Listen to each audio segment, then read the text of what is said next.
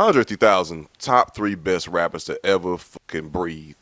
Unfortunately, we will never have another Andre 3000 like solo album. Low-key kind of heartbroken to hear that. He faced such challenges like with anxiety around making music because he felt like, time is moving forward and he's no longer hip enough to talk about topics. Like he's just no longer hip. Like he's not in the crowd anymore. But it's like, nah, that you have a talent. We want to hear what you think of how you would express this. F what everybody else is doing. You got your own lane. Listening to him talk about it and like the anxiety doing music like gives him, I do really like wish the fans could show him the support that he needs to understand that like we don't need it to be perfect, because I think that's what it is. Like he literally talks about like he doesn't know if he can give us, I don't know if I can go in the studio and give people another 10 out of 10 album. And I think that like that's it's a red flag. How have you been, man? How's the haircut feel? Your head cold? Maybe it would be if it was winter, honestly, but it's. Oh yeah, no, of course. I should have said breezy then. Yeah. That hasn't been a sensation either. Oh, okay. Because I feel like when I cut my hair, I'd definitely notice the difference in wind feel. I haven't noticed a difference in feel, but just like my silhouette is weird when I look at it now. Like I saw my shadow like immediately after, and I was like, man, that is not great. You don't like it? So I don't dislike it. I mean, this is how my hair has been for. Can we see? Well, I'm sure I've seen your head before, but I'm curious. Pause. Resume. It's just, what I'm saying? Love and curiosity among friends. What you mean? Let me see that head, baby boy. Yeah, I'm good. Yeah, exactly. Because I made it weird. Yeah, let me see that head, my boy. Turn to the side for me real quick. Yeah, turn all the way around in that chair, my boy. Yeah, 360. That's what I like to see. Slowly. You doing all right? Okay. You doing all right? Drop it down. Lean that head back. See them neck folds. The back of that head is ridiculous, girl. I mean, boy.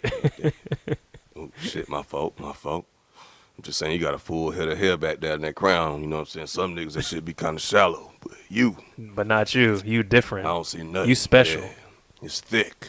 Best head I ever seen in my life, bro. Best head I ever seen. Take your glasses off. Let me see the temples.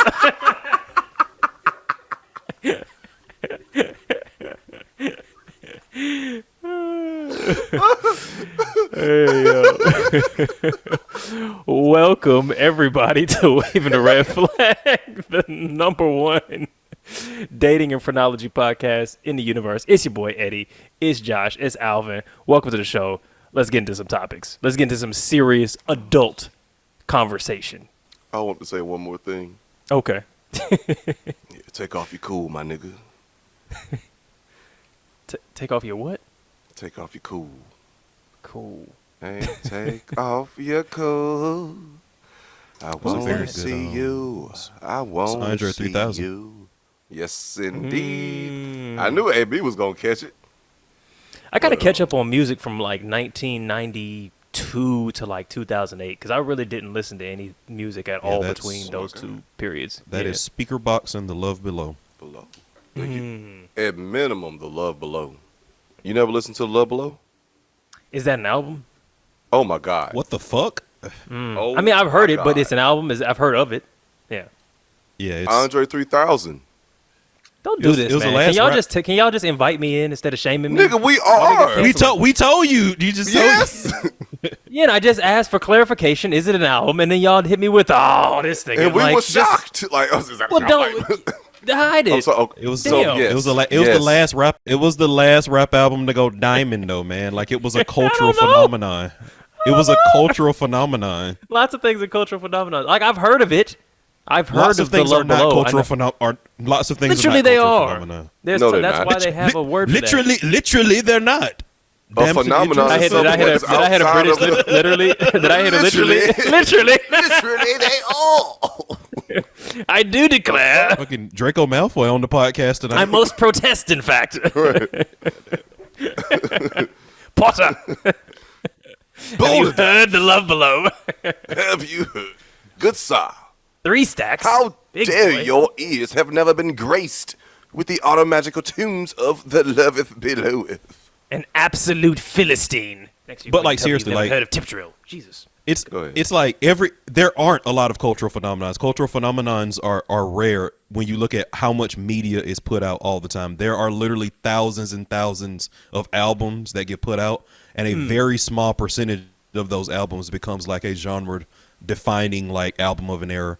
Speaker Box and Love Below was one of those things. Like, you could arguably say that gave rise to like Drake, for example. You know? Sure. No, see what I'm getting at Nelly, is sweatsuit at the time.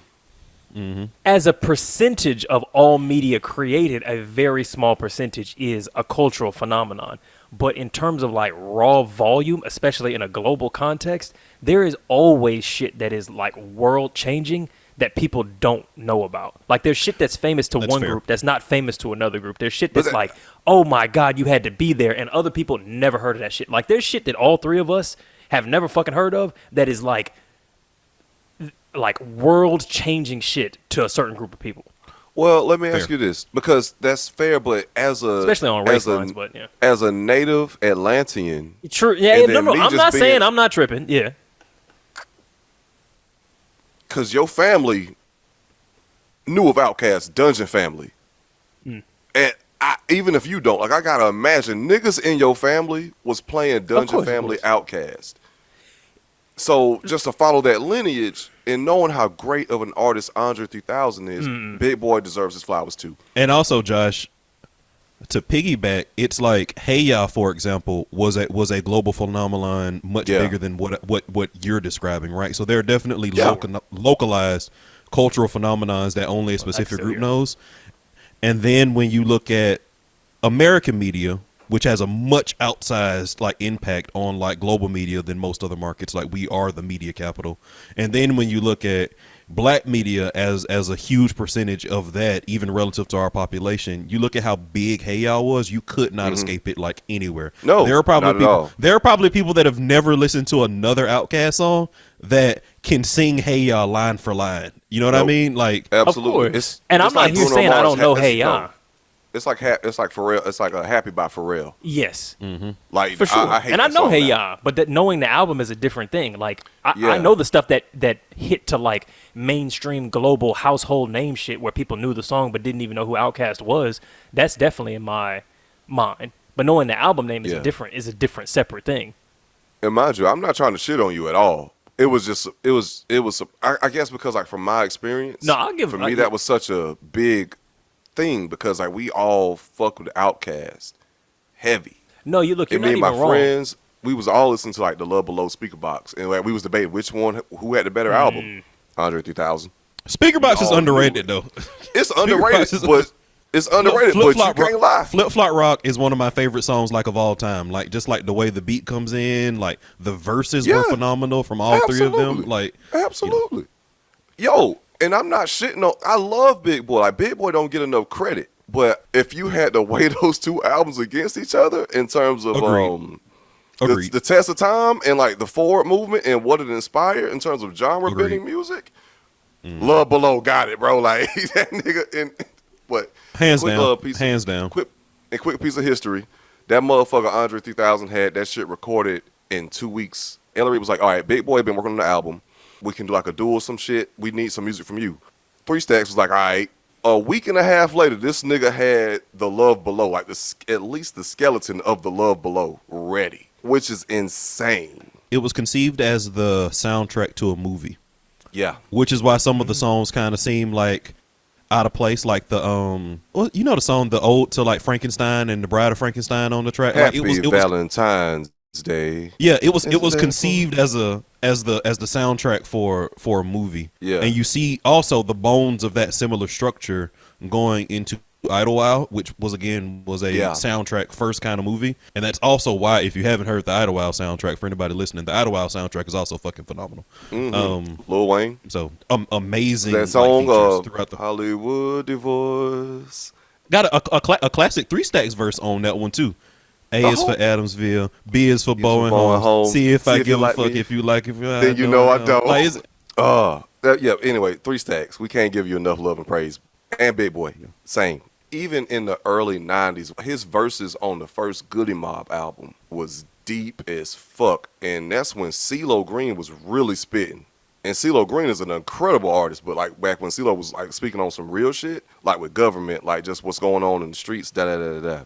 When Andre 3000 came on, he spit his verse, it was him and CeeLo basically going verse like bar for bar. Like it was either between CeeLo and Andre 3000, but I digress.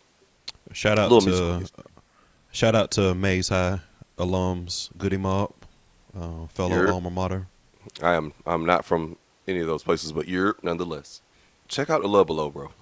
Okay. Absolutely. No, I would, because the idea of a conceptual album that's like conceived as a soundtrack to a movie, I like that. But you heard Prototype, right?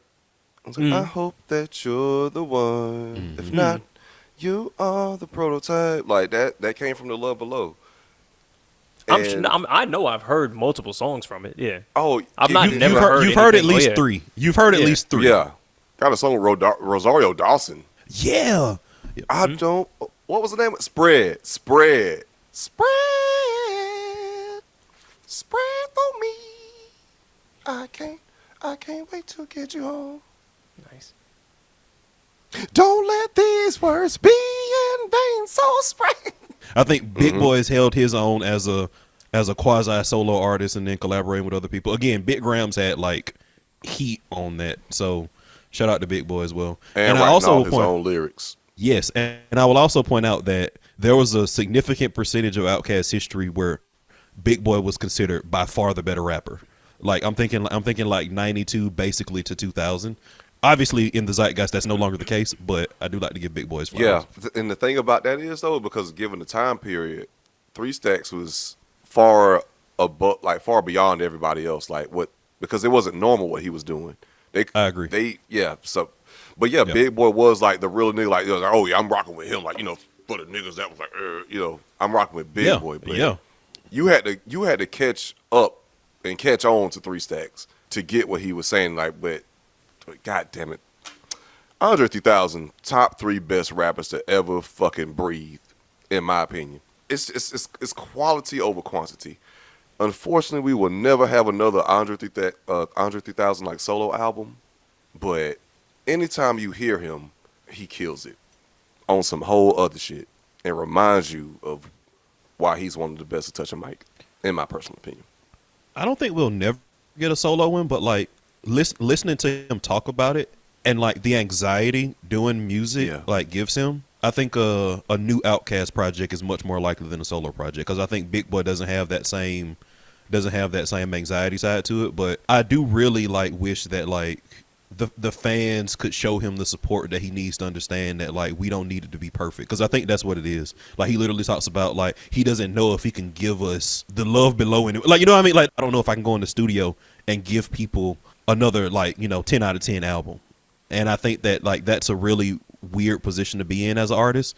And I really wish that we could kind of convince him like as a culture that like we don't need him to do that. Like we just love his voice. But yeah, I do think that a collab is much more likely than a solo album. I agree.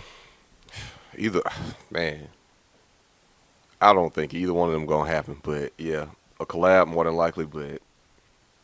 But yeah, it's extremely unfortunate, and I was low key kind of heartbroken to hear that he faced such challenges, like with anxiety around making music, because he felt like time is moving forward, and he's no longer hip enough to talk about topics. Like he's just no longer hip. Like he's not in the crowd anymore. But it's like, nah, fuck that. You have a talent. We want to hear what you think of how you would express this. Fuck what everybody else is doing. You got your own lane. It's just, I don't know, like it's so unfortunate. I love old man introspective raps though, man. Like 444 with Jay-Z was like, I was like, oh shit. I was like, oh man, this is true. I am 55 and looking back on my life. and I enjoyed that shit start to finish. Absolutely. Definitely overlooked here. Stamina. I love Griselda. Griselda is like, I'm an old mafioso. I'm an old like drug dealer like rap. Love that shit. Please give me more. 5 to 50 by Benny the Butcher is one of my favorite songs. I feel like I'm pushing weight listening to 5 to 50. Goddamn.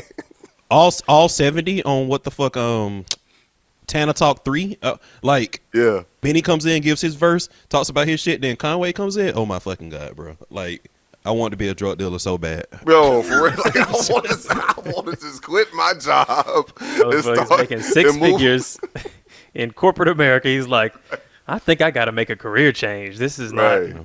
This doesn't align with my spirit. Right. If West Side Gun can do it, then obviously I can do it. I gotta go from a 50 pack to a chicken real quick, bro. Like I gotta get in this shit. This sounds fun. I need to hit the bird line tonight. Tonight I gotta be in the bird line. Right. Came up my mama house. Came back carrying things in. Be careful because they giving you fight for a robbery. But they burying kingpins and real niggas. Like, yo, like, what? Anyway. This might be the life for me. Wow. This sounds, wow. Like, this sounds exciting. Like, I can see why women are attracted to this. Where do I sign up? Honestly. Are you guys hiring? Did y'all see that women weaponizing incompetence 2 thing? That's a good one. That shit is true. It is. Because like one of our older like clips or whatever about like household labor, men will volunteer themselves in a role which is, I'm happy to do whatever you need me to do. Hey, baby, whatever you need me to do, I'll do. We'll split it 50-50. But the whole framework of that is wrong because it's putting the responsibility of the woman to be the project manager of the home first and foremost. You say, hey, look, do you need me to clean the dish? Do you need? And it's like, no, what I need you to do is help me decide what the fuck needs to happen in this house and have an actual say, not ask me for tasks to be delegated to you like a child.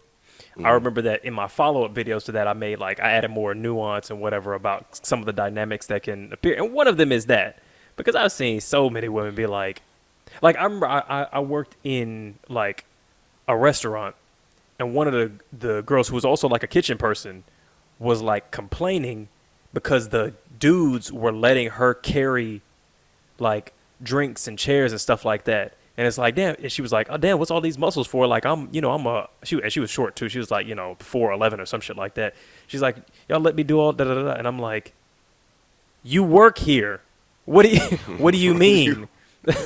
Like, this is what the job is. We don't reassign the jobs based on like, oh no, you like, we're both cooks, but I'm the muscle cook and you're the little, you don't only the dainty shit. It's like the limp cook. Yeah, we do the whole job, including you.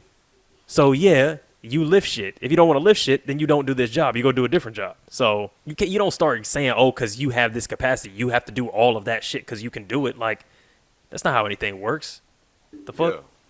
I do think that I want to say by and large, and I think over time I have a picture of your nuanced take of what that is. I do think there's something to be said about when you're looking to divide labor, the person who has such an effectiveness in a particular realm, if I can do it exerting 20%, of my effort and do it faster, I think that should be considered when we're looking at how we divide labor. But to the point of like weaponizing incompetence, I definitely think women do it. I think when you look at that situation, you also have to look at the context in which like those two things are not equal and opposite like forces when like women weaponize it versus when men weaponize it. Furniture ain't got to be assembled every week and every day. Let's be real. Yeah, dishes exactly, and laundry and have to be done all the time. Child care have to be done. Cooking all happens the time. daily. Yeah, but at the same time, there are 100% things that I just won't do that like women have said that like that they like being done for them. For example, like I remember there was a big deal at various points in my life with women saying like, "Oh, you opened the car door for me," and I refuse to do that. I'm not doing that. Obviously, there are caveats. I'm talking specifically about somebody who's not in distress, somebody who's not able-bodied. Yeah, just imagine she's having a heart attack. Right. Bitch, you better open that door. If you would get your ass if I was having a heart attack, why you I would playing? open my own playing in my driveway, door. bitch. You better get your ass in there. Having a stroke. Goddamn. She trying to lift 2 like legs in casts into the shit. Please, could you help me? Weaponized incompetence. I just got out of the hospital. Why'd you even let your legs get broken? That's on really you. The Could have been me. There. If you couldn't navigate the world with your legs broke, you shouldn't have let that shit happen. You know what I'm saying? You should have moved, really. Step to the side, cha-cha slide, real smooth, and get out the fucking way. Right. Now you in the driveway fumbling and shit. To the all left, bitch. You ain't hear the song? God damn. They Come gave you the on, directions. And that's why you Well, yeah, broke so- foot. Come on. Yeah, so there's 100% things that like I draw lines on. Like I'm not going to open your car door if you're not in distress, if you're able-bodied, that kind of thing. But women will like try to weaponize that like when they can. But I do think that in the eyes of a lot of women, that's viewed as a leveling mechanism for the fact that men do it on things that are much more frequent, oftentimes fair. much more serious. So I get it.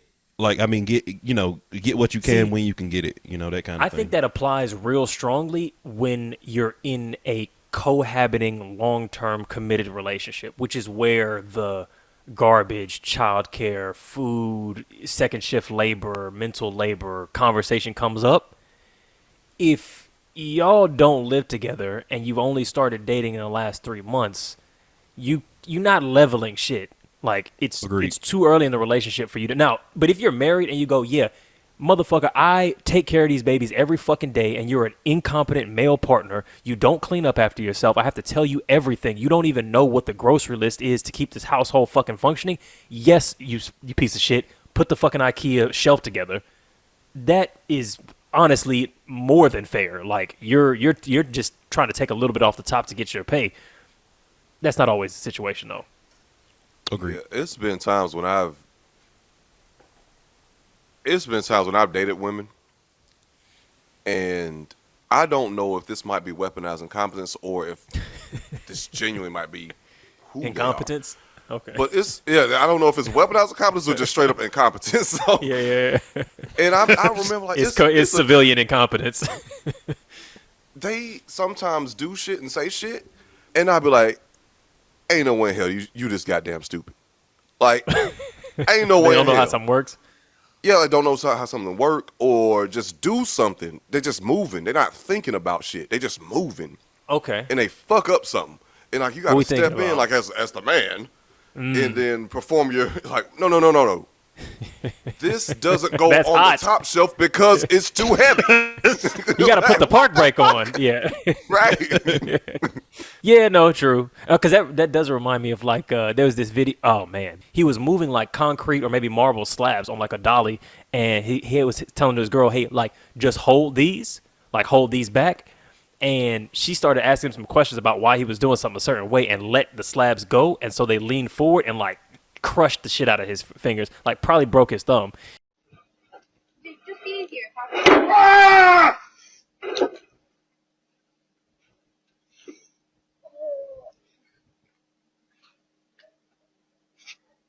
And he was like, it just walked away like real, like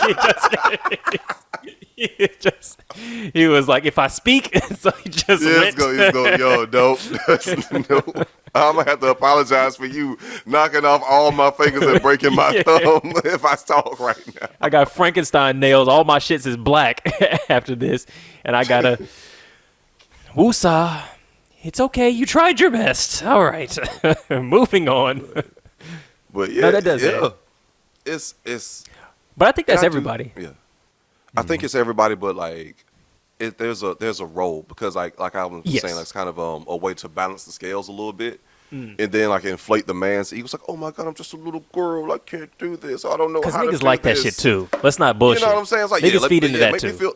Yeah, you know what I'm saying? Niggas be into that shit. Like, Like, oh my I god. knew you could open that jar, but like, it feels nice to be like, yeah, open the jar. But we like that. Yeah, we like that. Oh yeah, it is a little tight. Yeah. A little elbow grease in this Yeah. motherfucker. Ah, yeah. Oh my Yeah, god, how there did you you do that? You know, Yeah. I'm a strong boy. I'm strong, yeah. but look at my muscle. Yeah. Exactly. Oh my god, you're so strong. I feel like that's it. Imagine how I'd be if I went to the gym. You know what I'm saying, girl? Yeah. Yeah, no, that's how everything is. You know what I'm saying? It's like, you give compliments to your girl or whatever. It might not be all the way true, but it's like we just like making each other feel nice. It's cool. Yeah, absolutely. Oh my god, that's a whole nother topic. Oh, what? When we tell white lies to make our girl feel good, or just to make a woman Yeah, feel everybody good. does it. Everybody does it. Come on. Everybody My does ass look it. But I amazing, don't do it. gigantic, biggest one I ever I don't seen. even do No, it it. doesn't. I don't even do it. I can Don't? imagine. Yeah. Wow, me too. I can But see that. How do I look? Quite terrible today. But I'm sure tomorrow will be adequate. But we'll No, go so over that in today's performance review. So I do a thing where it's like if you don't want an honest answer, like Don't ask a honest question. don't ask me. But I also do a thing where it's like if I really truly feel like that, I make a point to say it. So like it kind of balances out pretty well in like my relationships, because like if like I'm in a relationship with you, I probably really dig your style. I probably really like the way you look. So I'm probably going to tell you that just like organically, like pretty frequently anyway. So you don't have to play this like, oh, how do I look kind of situation. But if you're going to play the how do I look situation, I'm going to tell you what I really think. And I think it depends. How does that Me work too. out? It depends. Yeah, it depends. works fairly out well. fairly well. What do you say? Because What's the worst you've ever said? I'm sure that me and the rest of mankind could benefit from this guidance. He doing some kind of if mental you really want to be honest. jujitsu. What guidance? Guidance on which aspect? So like if like What somebody do you- asks me like what I think of how they look and I don't like it, I just say like, yeah, it's not my style. Ooh, okay, that's nice. Passive aggressive with it. All right. It's not what I would have done. Yep, that's not what I want to say. If I was in your body, not what I would have did with it. But But if you like it, I love it. Yeah. Okay. So what if it's more specific? If it's do I look fat? Do I like how does my body look like? Like what's in your opinion? If you had to translate how you think to how you think other human beings think, what's the worst thing you think you said in that context? that's a fair question. Years ago, I think I told a girl that like I don't typically like women of your body type. That's crazy. Tough. That's tough. That's crazy. That's tough. That was I will also say that was in a conversation where like we were both like clips were unloaded. Like that was probably the meanest thing I said. Okay. That was probably not the mean, like it wasn't equivalent to the meanest thing she said. Yeah, absolutely. Oh, that, so that you, make- did, you that didn't even makes come. sense. So she was okay, but that sounds like a fight, And it- not and a like me being and it was helpfully honest situation. No, Yeah, and it was also like she didn't have society bearing down on her because she was like incredibly thin. So it wasn't like society had been Right, telling her, yes. like she was like how you gonna tell me you don't like everybody likes women that are built like me kind of situation. He's like not me. Yeah, Yeah, so it wasn't that's fair. a huge blow to her ego or anything. Damn. But AB Samuels see. over here just humbling folks. nah. But see, like one thing about. but you're right. It was more of a fight than a discussion. Yeah, Like, it again, wasn't like no, hey, look, I'm not saying this to harm you. We're in a relationship. This is me being healthily but unconventionally honest. This is like, yo, you kind of had me fucked up. Though- By the way, I know everybody likes you, but like, I usually don't go for skinny women. Yeah, like, Nah. and the thing with me is that most of the time, like, it's the conversation of like, do I look fat in this or something, or like, almost never comes up with me. Same. Again, even the conversation of like, oh, how do I look today, almost That's TV never shit. happens That's to TV me. shit. Like, But- usually what No, it's happens not. is there's no conversation, or again, because I'm with you, I like you physically, I probably think your style is great, which is one of the things that probably attracted to me and you in the first place. I probably see you and automatically say, oh, you look really nice today. So like it almost never happens to me. In the few situations where it's happened, I've been very to Eddie's descriptor, been pretty passive aggressive with how I said it. I've said something to the equivalent of, oh, it's not my style. No, passive aggression is the best kind of aggression. So I'm sorry.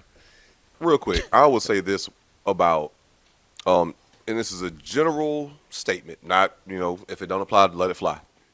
Cool. All right. So You getting one us thing ready? about, I got to. Yeah, I he got got the to, like, it's lube out. necessary. God damn. Yo. Like, but like, just because I'm speaking very generally, like in terms of like how women are in when it comes to an argument, right? Because you know how like niggas like pillow talk to like niggas pillow talking, like they'll like share like their deepest insecurities or whatever. A woman will bring that shit up into the heat of an argument, in the heat of the moment in an argument, like your deepest insecurity, some shit that as a man you wouldn't say to a woman, because you know that shit gonna cut deep and like deeper than what you mean it for. But she'll bring that shit up and just motherfucker, quick. That's an immediate we're So done. that's why I immediately understood that argument that Alvin AB had with the person he was talking about. Was like when he retorted, "Oh well, I don't normally date women who have your body type. That's a very light jab in response to what she probably said to him that still probably cut her the same way, even though that was a light jab from what he actually could have said. So there's that. And in terms of like TV shit, like y'all not being asked those questions of, oh my God, like how do I look in this? Or like them expressing their displeasure with how their body is in a certain dress. That's something else? No. I was just expressing agreement that was the caveat that I had in my mind, which is as I said, I've never had a girl say, am I fat? I have had a girl negative self-talk in front of me, obviously seeking to be validated, coddled. You know, validated is probably a better word. And I'm game for that. So, but yeah, I was just agreeing with your point. Yeah. I have had like those conversations like, oh my God, I don't like how I look, and like this girl is looking at a fucking like Shein model, like a model. That's the photos have been doctored. Like it's those not like, even real people. This dress don't look right on. Like it's like you look good in it to me. Like you look good in it. Like you can't put to me on at the end of anything. That's like no. That's fucked up though, because if I like you, your dick is big to me is not. I don't want to hear that. If my dick is big to you and it's getting the job done. Yeah, but I just say it's big. Why you adding extra caveats and footnotes to shit? No, come on. Just leave it off. Think about this. I get it, but think about this in terms of an actual one-on-one conversation, like an intimate conversation, where she is, like expressing like doubt. So like, oh my God, like, I just wish I had a fatter ass. I just wish I was filling this out, or like, like, I don't even feel like I look good in this. Like, no, like you are beautiful. Like, you are. Like, you look good. You look very beautiful to me. Like, what do you mean? If I say it like that, like, yes, no, I think it's very much like so there's a difference between saying you are beautiful to me and saying like I find you beautiful or something like that. Like those feel a little bit different because to me feels like you said something and then made a caveat versus expressing your direct desire. Like expressing your direct desire is different. Yeah, I agree. Because it's like you could very easily be saying to me to say like, hey man, everybody else find your ass ugly, but exactly. Because why would you say to me? Because that's relative. Yeah, but so you have to have a very specific tone. It has to be very specific in context. I think it can be pulled off to Josh's point, but I also think that Eddie's correct. Like, it has to be utilized very specifically. So the correct way to say that is, I find you extremely attractive. Even that's I still like, feel like that's no. Even that is not right. But what I'm aiming for is like, I'm trying to find what the words is because I feel like we express this kind of stuff all the time, which is like it's not about where you fall within the world and how other people view, because that's what's so much of the, like when somebody's looking for validation, they're looking for like kind of two things, which is like, does the world view me as beautiful, and does the person that I seek direct validation from view me as beautiful? So I feel like when you do the to me, you're kind of doing that thing that we talked about with Ben Askren and them, where you're starting with the negative, like you're starting with what they're not, because you're going, to me reminds them of all the people that aren't you. You know what I'm saying? It brings the crowd into it. So I feel like you're aiming for something that's like,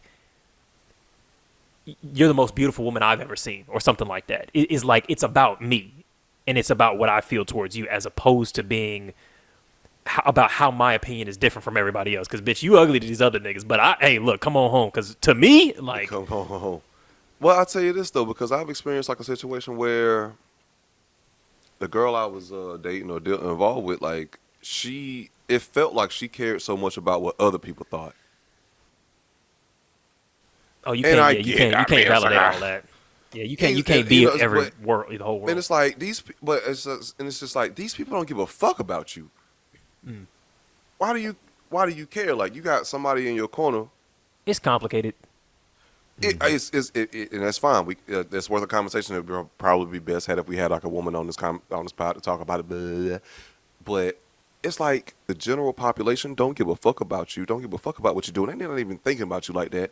And if you're seeking validation from like guys, they just looking. It's like it's more physical. It's like, yeah, I fuck. Oh my God, like I'm just paying this person attention because I'm attracted to her. Like I would have sex with this person. I'm interested in this person because I'm attracted to her. Or if you're talking about women, it's like, oh my gosh, she looks so good. She's so hot. Like, oh my God, like, yeah, she could definitely hang out with us, like because she fits our mold and our group and what we doing over here. Like, one aspect of it, but I'm just, I'm like, for one, like you do look good, and then two, I think you beautiful. But that's some corny ass shit, even if you mean it. And in terms of like how it could be perceived to a person who don't even want to fucking listen to you because they don't even believe it in their own self. They would rather hear it from a stranger than somebody who actually fuck with them in real life. Yeah, no, that's true. And I think to because it sounds like you're kind of like talking about a problem that you had, I'm or like talking a thing about that like you're frustrated. specific Yeah, thing. I feel like It's at done some now, but point, yeah. yeah, to get it out. No, I get that. I think that's a valid frustration. I would say I think at some point you're no longer responsible for that. Like but like because my starting point was I do think that we have responsibility to make our partners feel good, even if it requires a little bit of omission or dishonesty. Like I don't think that's crazy at all. I think we should. Yeah. I think that's a nice thing to do. If you care about your person, like talk nice to them. Like make them feel beautiful, make them feel big or little or whatever the fuck they like to like do that. Make them feel like a strong boy, like or make them feel like a little dainty woman if that's what they want. But at some point, you can't do heavy lifting. If they need the validation of tens of thousands of people and you're one man, you can't cure all that. You can't heal all that. But if they're looking for your validation to be told that they're sexy and desired by you, I think you have an obligation. Maybe obligation is too strong of a word, but I think it's a good thing for you to show up and do that, man or woman. Yeah, absolutely. Oh, okay. Can we? You made a comment on the IG post, and then somebody replied saying like, "Yo, I hope y'all would talk about this. I was hoping y'all would talk about this." Oh, ooh, it was a buy your mama house one. Oh, yeah. It was on Instagram. It was a text. Yeah. Okay. Yeah. What's up? What you think? All right. So from Paris the Alpha. Niggas be bragging about buying their moms a house and being a homeowner is definitely an accomplishment, but your mother is not your responsibility. If anything, that says a lot about her lack thereof and you having to do for her what a man couldn't or didn't do. Your mother not your responsibility, so accomplishing shit and giving her the reward really just continuing the cycle. Your mama need to know you are her child and you don't owe her shit. And anything you do for her is out of love, not a requirement. You bought your mama a house, but your baby mama still renting and you ain't got a place that you own? Loser shit. Your mother will be fine. Leave her to leave the nest, nigga.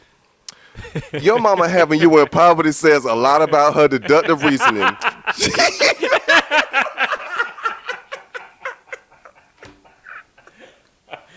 Oh shit. All right, I'm gonna finish it. So we gotta get the full context. She made sacrifices as a parent because she's supposed to. You don't owe people that. Her responsibility. No, that was her responsibility. No child asked to be here. I don't expect niggas who been their mama everything from day one to agree with me. You still attached to the nipple. We get it. I'm still standing in your mama, not your responsibility, despite how much you want to show her gratitude.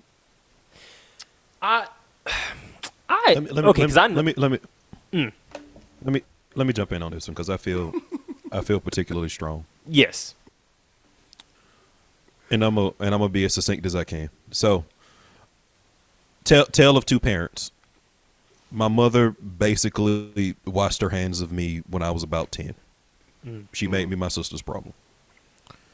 And that is in everything that it was. You know, like she wasn't buying me food, she wasn't buying me clothes. Like I remember I went to college with $40 in my pocket and my sister said help me moved and I couldn't afford something. It was a book or something or another. And my mother like couldn't or wouldn't like help me get it. And I can give you a long list of like stories like that and that kind of thing. I was basically just a person that allowed her to, you know, keep Section 8 when I was underage, that kind of situation. Juxtaposition to my father was not in my life much when I was younger. For various reasons. He came back into my life when I was about, you know, the middle of my teens, you know, 13, 14 years old, and has been a fixture in my life since then. My father's take on what you owe parents, quote unquote, is one of reciprocity. So my father and me have spoken about end of life planning. My father's a little bit older. He's in his mid 60s. So he literally says that everything that he does from this point out is to minimize his burden of his end of life. And he has said that when he dies, he wants to make sure that he's not an expense and that he leaves me and my sister something.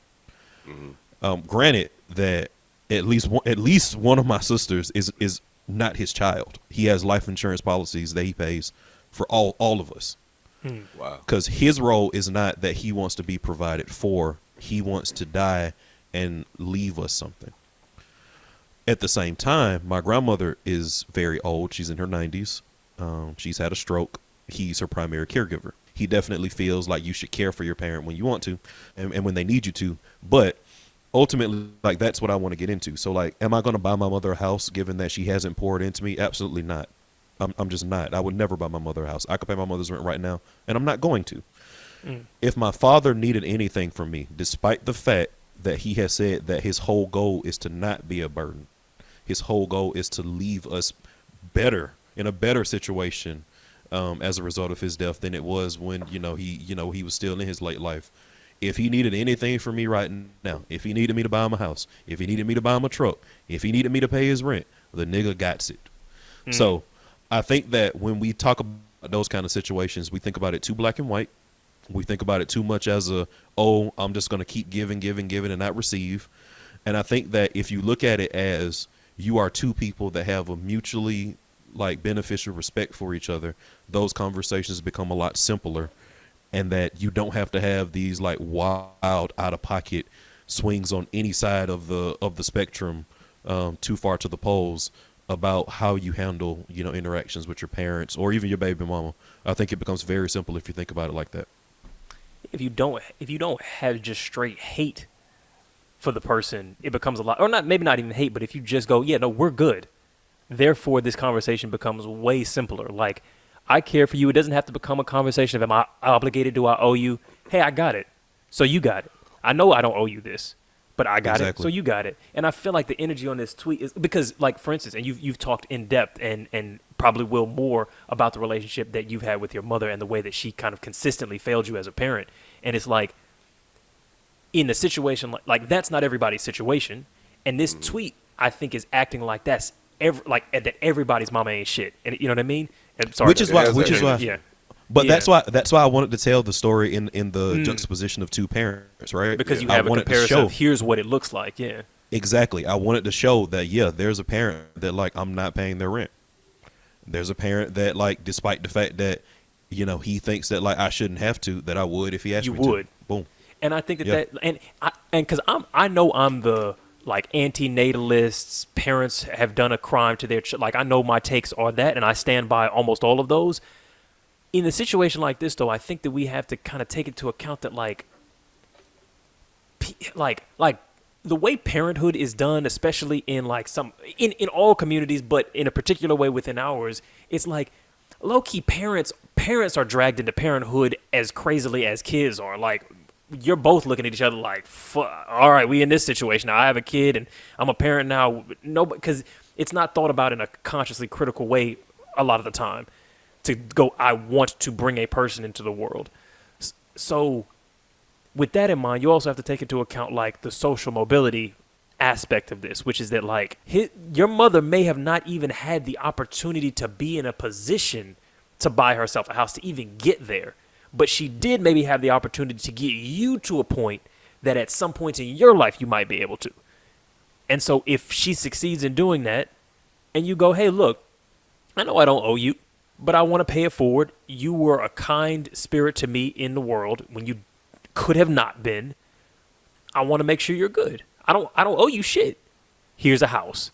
I think that has the potential to be a very beautiful thing. And there's just a lot of, and perhaps justifiable, but just like vitriol in kind of this take. Because there are sections of it that I agree, but it's like, why is it so fuck the mom kind of an energy? Right, because like, she sounds like she had an awful upbringing. And maybe she's or yeah, just some awful experiences, like maybe either through her own or just vicariously, or like through men in her life who gave their moms more than they gave her as the girl. Well, that's it. Yeah, it's because she's talking to the men, sure.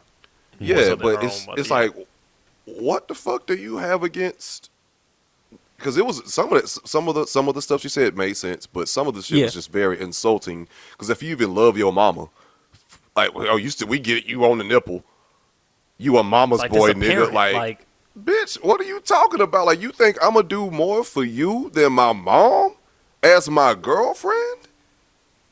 Like, and mind you, me personally, you can call me a fucking mama's boy, what the fuck ever. Like, if anybody got an issue with it, but I had Come see me. like, fuck you. But like, growing up, me and my mom had a very close relationship. I was very attached to my mom growing up, and my mom always gave me a lot of love and, like, you know, gave me a lot of care. Not all of it was the best, because I guess some shit, like, as an adult, I'm like, Yeah, that you're wasn't kind of perfect. suffocating, you know what I'm saying? But, like, you know, just, you know, but still, like, that's my mother. That's the person who looked out for me, even though I didn't fucking ask to be here, even though I have suffered just from being on this damn earth, and I didn't ask to fucking be here. That's still the person that looked out for me, raised me, loved me, and showed me what it is to receive love from, like, you know, feminine energy. Especially when I didn't have a father until my stepdad came along, but whatever. And you think that and just as my girlfriend or as somebody I'm talking to, you think I'm gonna do more for you than I would for my own mother? That's crazy. I don't necessarily think so. I think that you could. There's lots of bits of context that are missing here, but I'm like, if you go, hey, look, my mom is okay, and I have I'm doing good financially, but I don't have infinite money. Am I going to buy a house for my mom, or am I going to buy a house for the mother of my children / my life partner? I don't think it's at all unreasonable to say you should buy a house for you and your partner to start y'all's life, to pass it forward to your children, not to pass it back to your parent. I think either decision is valid, but if somebody said, hey, no, look, you have enough money for one down payment. I'm married to you, nigga. I want you to invest in our life going forward, not your mom, because your mom's not fucked. She's fine. She's living okay. She's not in a that's a totally different situation. That's a totally different, and I agree with you on that. Yeah. I totally agree with you on that. That's a totally different situation. If the mom is fine, yeah, and that might be what she's saying, part of, but it was just kind of like an undertone of, I agree. Fuck this bitch. Like, Yeah, I'm the main bitch in your life. Fuck her. You know what I'm saying? There was a little bit of that. There was a little bit of that. That was the undertone. There was definitely that undertone, because but it did seem like she was like, yo, you're putting your mom in a house who was meant to raise you and make sure you're good. You're making sure she's good, but your baby mama's still renting. Like, again, tone, but just define baby what mama. she's saying. Define the mother of your baby children. mama. True. Define that relationship. Yeah, that's You're gonna be renting true. and then put your goddamn, like, I mean, I get it. That's your kids, but that's a Okay, whole no. other conversation. I don't want to come off like any type of way like this. No. Look. I'm gonna say this. There's a few ways to look at what that relationship is, and I think still your mother buying a house for your mother should probably be a third priority. So either you and the mother of your children are together, in which case this is just your life partner, or y'all aren't together and you're co-parents, or y'all aren't together and you're co-parents and y'all don't fuck with each other. In any of those situations, having a stable owned property that those kids are raised in part of the time should be at the top of your list. Whether that's buying yourself a house so that when the babies are with you, they're there, buying you and your partner a house, or those are the two things. Either way, buying a house for your mom to live in is, I would say, third priority. Especially assuming that your mom is straight. You know what I mean? Yes, like, if your assuming mom's she's in good, she's not in a fucked up house. If your she's mom's not in controlled, dire terrible straits, place, I think the math gets a little bit more complicated, and you have to ask more questions, get more context. But keeping it high level, I agree with you, Eddie. Yeah, ditto. If your mom is straight and you got enough to pay for a down payment on one new nice ass house, absolutely, nigga, start your own life with your family. Cool, but it was just kind of like the undertone of that. Your mama having you in property says a lot. Says a lot about her deductive reasoning. It was very mean spirited. It was funny, but it was very mean spirited because, and because I've said something almost identical to this. I think that oh man, Very much. That was a very bootstrappy argument there, Eddie. it is. And, well, not kind of, because I'm just fucking with you. It's not. Well, It- not it- that it's it's a something. Y'all bootstrapping, but niggas it's fall for it's each other's something. bait so easily. It's a Like, as soon something. as, what did you say? It's a something argument. It's a something argument. It's It's just not a something. bootstrappy argument. It's But I was you just know, it's fucking with you. exceptionalism. It's it is Yeah. a bootstrapping argument, because it's acting like poverty is solely a choice. I think it is at least bootstrapping adjacent. So even if you were joking, I think you're right. And I've made this point, which is that if you don't have the if you have the wherewithal to understand that you don't have the best environment to raise a child in, don't have one. But and I've also made this point as a caveat to that point. People ain't in situations to be having these to always be having these high level, like, well, what are the pros and cons of raising this child into adulthood, and whether I should or should not, and maybe I'll get a tubal ligation. It's like sometimes you get pregnant, and then that's just what it is, and that's just your life. You know what I'm saying? That's what the people in your town do, and that's And it. there's so much shit that goes into that. Like, there's so much, like, because I get it, yeah. Because, hell, even me, like, after having that conversation with you a long time ago, like, I'm not even quite sure if I want to have a child, just because I don't even know if I want them to be raised in this world, even if I can provide for them, but just what it means Yeah. to just live and be responsible for your own damn self one day. I ain't asked for this shit. So, And it's tough. and it's tough. Life is fucking tough. Like, You're gonna be dead for a good 40 years of this person's life that you're creating. right, So, like us, but it was just even going back.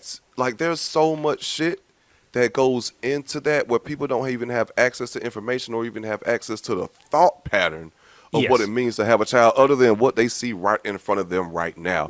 Oh my God! If I have a child, if I'm in poverty, oh, this is a government check, girl. You better have another kid. Like, shit, that's another $800 a month you be getting off of welfare. Da, da, da. Like, but you're still raising a child in like a fucked up environment.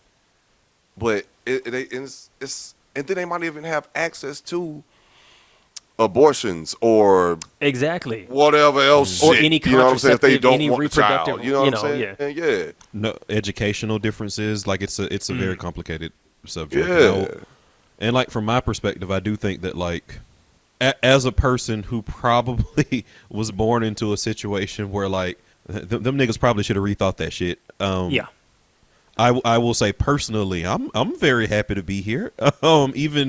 Even during like, you know, like and I'm not extrapolating past myself. I'm not saying that like this is not me saying like, oh, because I'm happy, everybody should just like bite the bullet Yeah, and no. have their kids and pop.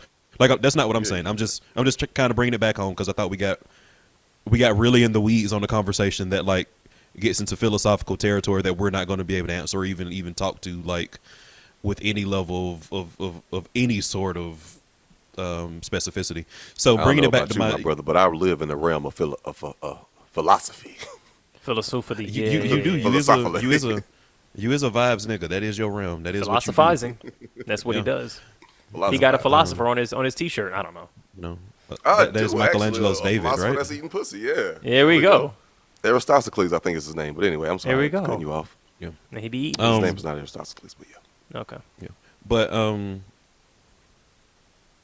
is that Link not was the third. Michelangelo's David on your shirt? I'm You know pretty what? sure It it is. is. It is. Yeah. It is. It's definitely Michelangelo's. Is that not Michael? But once he's made out of marble, that's a philosopher, you know? Right? Is that not Michael? I was like- David on your shirt? I was like, is that fucking Aristophanes? Like what the fuck is going on? I didn't Like, say it wasn't him. Like, That's God Seneca damn on it, the man. shirt. What's going on right now? God damn it, man. Not Michelangelo's David. Um, But yeah. I'm just saying, man. I studied political theory in undergrad, so like I read a lot of that shit. And I was questioning my lone like trivia knowledge there. But so I'm just saying, you know, bringing it back like personal. You know, I'm happy to be here despite that. You know, I was able to find community and like all that stuff, and my sister stood care of me and all that kind of stuff. And I'm not saying that to dispute the fact that it's very complicated. I'm just saying that like you can like you can grow and live a good life even in the midst of my poverty. Yes. Like I think back Yes, to like, yes, yes, I yes, think yes. I think back to because some we of the had that best times in my conversation life. about like Yeah, you know, like even in the midst of all that, you know, I found some goodness and some happiness in it. Wouldn't trade it for the world. Yeah. But I think that anybody who says that that's a very clear cut decision one way or another is not being being real with themselves. They're not living in the reality of what it means to live in the world, and I think that they're being short-sighted.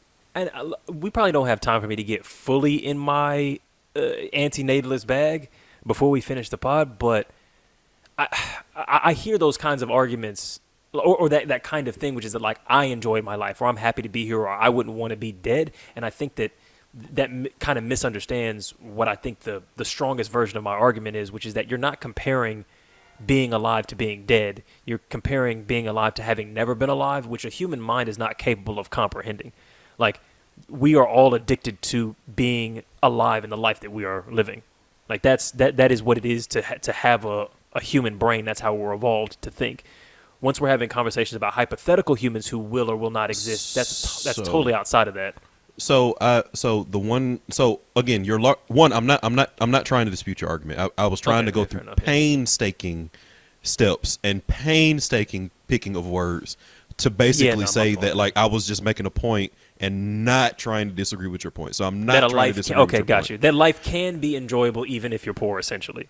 Yeah. Yeah. But I will say point. that just based on, like, your additional step, I will say, then where does suicide fit in the concept of that? Because everybody's not addicted to their life. Some people can imagine a life that they don't have and find that more preferable to the reality of their current life. And suicide is not only, like, very rampant, it's also increasing. Like, that's not something that's getting better. How does what you said fit into the concept of that, the fact that there are actually people that can conceptualize and are not addicted to the life that they live, regardless of what it is? Like there are people that aren't, by virtue of the suicide rate. Yeah, I would say that's just an exception, and it's the one that's just an exception. Most human brains are addicted to being alive, and for a lot of exceptions. Not really, like, as a percentage. Most people don't. As a percentage. As a percentage of deaths, like, until, like, COVID, like, no, as a percentage of humans. And then you also got to think about the fact of the people that attempt and don't succeed. Like, that's like millions and millions of people. Yeah, there's billions. And who knows? And I would say it's less than 1% of people who have serious. It's definitely more than 1%. Suicidal ideation. It's definitely more than 1%, and there's definitely more people that have ideations that never act on it than even the millions and millions of people that attempt. I think ideations is also millions of people that actually succeed. Temporarily not wanting something is not the same thing as having, like, and I think we're maybe getting in the weeds in it. So let me just make a softer version of my point before getting to that bit. In general, human beings, on average, are biased towards continuing to live because all vertebrates are. Is my point. There are situations and instances and individual organisms where that is not the case, but on average, we are highly biased beyond what the objective stance, which would be a total indifference to continuing to live or not.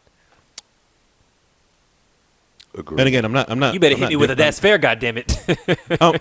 I'm not, because there's also like the caveat of being very Darwinian, where, like, technically, like, most rational vertebrates would say I would err on the side of reproductive fitness, right? So, like, continuing my legacy. So I would protect my children over myself, for example. Like, I would kill myself to protect my child, or, like, sacrifice myself.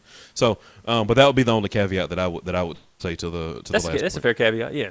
But again, even in that instance, my point is, if you go, like, how biased is a rock towards continuing to be to exist versus organic matter? A rock is the 0 point. Suicidal is the negative point. I want to stop existing. On average, organic matter has evolved to have a bias towards continuing its existence in some way, and we can on some Richard Dawkins like selfish gene shit, we can say that childbearing is a continuation of that. But yeah. But there's also a component of when you have a delineation between, like, the I and the self. When you're conscious of there is myself. I can't live with myself, my life, but, like, and a rock don't have that. Like, it's not conscious. I'm here. It's like a tree and a rock don't have that shit. Like, it's just, I'm conscious, I'm living, whatever. This is what it is. Like, or any other insects doesn't have that. It's only a few other species other than humans that have that clear delineation of the I and the meta self. thought. Yeah, sure, yes. Mm-hmm. Thinking about your thinking kind of shit.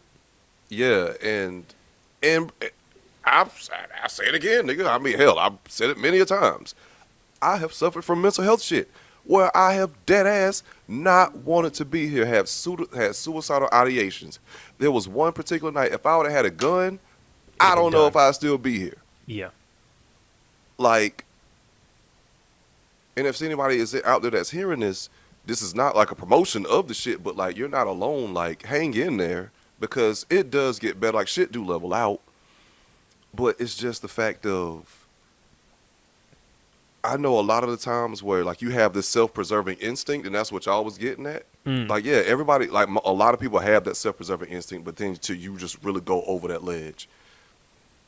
And even if you don't have that self-preservation for your own life, if you can't like see the light at the end of the tunnel in your own situation, a lot of the times, like, I feel like, or at least for me, it's like you have like a thought of, well, what about the people that this is going to affect? It's like, I can't do this. Yes. And it's like, at least to keep you here until you find your own footing and your own grounding in life again. It's like, I can't do this to these people that are in my life who will be deeply impacted by it. And I think there's, you know, like Alvin was saying, like, you have a lot of people who have like those ideations, but there's a lot more people who have that ideation versus the people who actually do it. Definitely. That don't act on it versus the ones who do. Totally agree. That is 100% a fact. Yeah. So, I mean, and just back to that thing, I think I wanted to shoot a little bit of bail and just say, like, you know, if your parent, even if we want to say, you know, no child has to be here, and by bringing someone into existence, you expose them to the possibility or the certainty of suffering, cool. Given the fact that it's so normalized to have kids at every level of, because it's not just a poverty thing, it's rich motherfuckers who have no business being parents as well. It's like, if your parent managed to raise you with some amount of love, some amount of care, some amount of support to be able to have you in a better position than they were, to where you're now in a position where you can be buying houses and their grandchildren are going to be better off, you know, I don't think they should necessarily be shat on and said that they, you know, damn, this bitch really dumb for being poor, you know, like, I agree. not the move, I would say. Yeah. I agree. Yeah. Well, Yes, indeed. shall we close it out, my boys? I feel like it was a little dark ending. Yeah, it's true. Should we want to talk about Right. Tyrese, or we want to talk about Shamar Moore hopping on stage with Matt Rife? This young white boy who wants to say nigga so bad because all his friends are black. I was actually going to say like a good trans joke that I heard that was non-offensive, Okay, hit it. but okay. We'll cut it if you Buckle fuck it up. Lil Duval over here, Buckle up, goddamn, people. get the whole podcast. No, okay, so Let us know in the comments if we did it good or if we on some fuck shit. I think it's gonna be okay. Like, Okay. hopefully all right, I got me Buckle nervous. up. I might fuck up the delivery now. But Whisper it in my ear was and then I'll okay. say it. No. Okay. Why did the trans man only eat salads? Okay, why? Because he was a herbivore. I think people gonna have a problem with that. I don't think they're gonna like that, actually. I don't know. No, I don't know. I saw it on TikTok. All the trans people was like, yo, I can't even be mad at They it. like that? Maybe my delivery is fucked up, but yeah, that's like, I can't even be Okay. mad. That's actually pretty good. I'm going to use that. Well, because I'm thinking about, for instance, like, damn, I think we're good. You know, I was thinking about it. Yeah, it's like there's the conversation which I think has like a ton of validity actually of a lot of trans people saying that like I was never the sex I was Exactly. assigned at birth. Exactly. I was never that. Like I was my 'Cause body Finn said that didn't, like, exact thing. My body didn't reflect who I actually was. I just needed to make sure that my body could reflect who I was to kind of exist and move in society and kind of break down those barriers to being who I knew I really was. So I do think there's a stance that would say like, you know, the individual was never a her before. Like I was always a him. It's just that I didn't present as such. Yeah, That's true. because that's exactly what Finn said when he came through. That he was like, I say specifically, I have never been a woman. I was never a she. I was never a her. I was perceived as one, and people treated me as such, and I was expected to behave as one. But I always knew from day one, this is not sitting right. right. And then I had language later on to describe what that experience was I was a he before, you know what I'm saying? And, fair point to, like, I agree with what Alvin is saying and, all that. But, because he was previously perceived and socialized as a herbivore, it don't quite slap as much. So it don't. Herbivore. It's like, come on, like that was there's no fat on that. There's no insult. Hey, come on! Like, come I don't understand on. it. It's Like, trans gee. inclusionary. What are you But that's- talking about? He was a herbivore.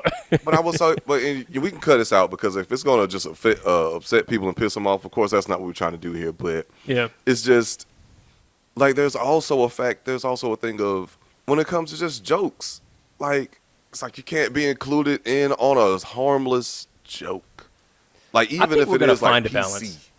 Yeah, it's like a Yeah. balance, and I feel like that was a well balanced, just in terms of that one. Like that's a well balanced, Of course, some people are gonna still be upset, but like most, like yeah, okay, I get it. That was pretty decent. No, I But think we're good to leave it in, especially with the conversation and the invite of like, yo, if it is some bullshit as a joke, let us know, and then Let we'll go us from know. there. It's easy. It ain't. I love gotta you be a all. thing. I don't hate you. I didn't say the joke with ill intent. All right.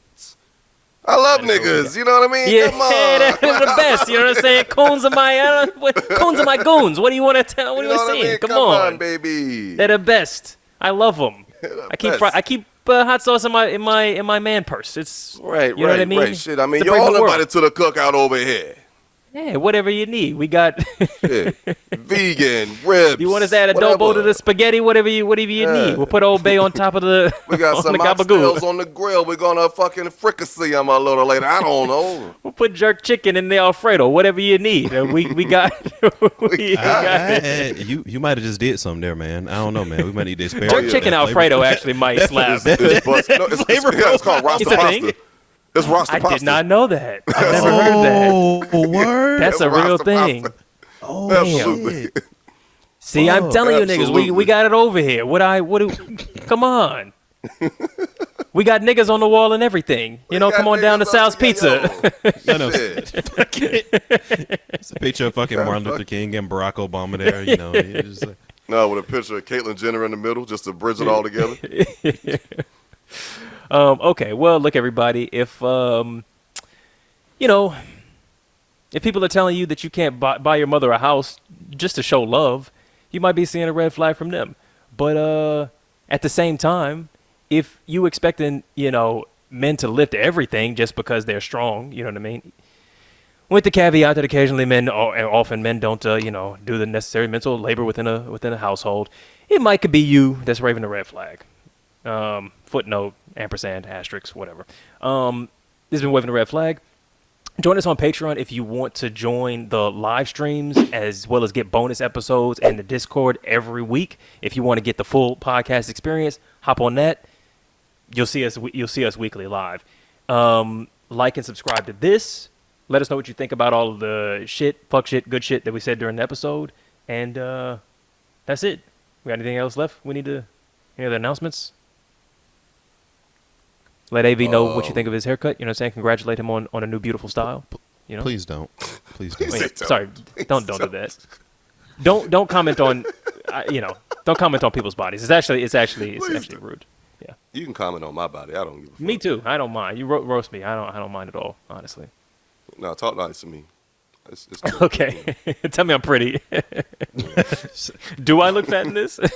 Do I look bad? No, tell me I look swole when I don't. Does my dick look fat in this? You been in the gym, Josh? Oh. No. What? You so I've been getting a little weight though. This nigga You ever lift something up and a girl be like, "Oh my god, you're so strong." It's like, "Yeah, bitch, thank you." Oh my god. You trying to get your pussy ate a little bit, or like, what's up? Right. Like, I played football in high school. You know what I'm saying? Yeah. Shit, I was in the gym doing 2-a-days. You know what I'm saying? yeah, I be cycling. I don't really bike that. You know what I'm saying? I'm not, but it's just casual. These casual muscles.